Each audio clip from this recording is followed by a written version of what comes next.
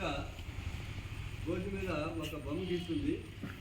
దాన్ని తెలుగులో వాతావరణ పీడన మార్పు అంటారు.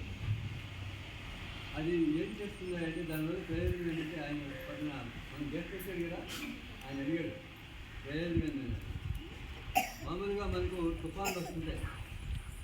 తుఫాన్ వచ్చినప్పుడు ఆ రెడ్ మార్క్ ఉంది కదా, అక్కడ ఆ రెడ్ మార్క్ ఉన్నది కిందకి డౌన్ అయిపోతుంది.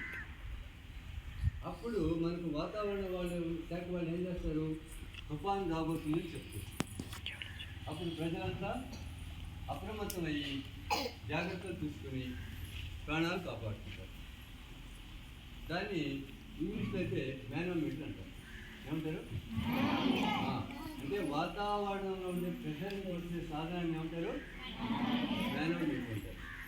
అది నేను బోర్డు మీద వేసింది హెచ్జి మేనోమీటర్, అంటే పాదరస థర్మామీటర్, పాదరస మీటర్ అంటారు. పాదరసంతో నిండినది కాబట్టి చూడండి, ఇది 3/4 మీటరు మాత్రమే ఉంది. ఇక్కడి నుంచి ఇక్కడికి ఎంత దూరం ఉంది? 3/4 మీటర్ ఇది. అవునా? దీన్ని ఏమంటారు? హెచ్జి మేనోమీటర్ అంటారు.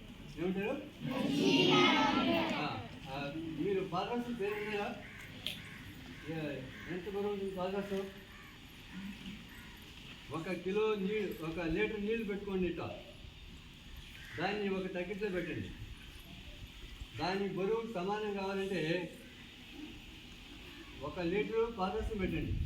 దాని బరువు సమానం కావాలంటే 13.5 లీటర్లు నీళ్ళు పెట్టాలి. ఎన్ని లీటర్లు కావాలి? 13.5 లీటర్. ఎంత?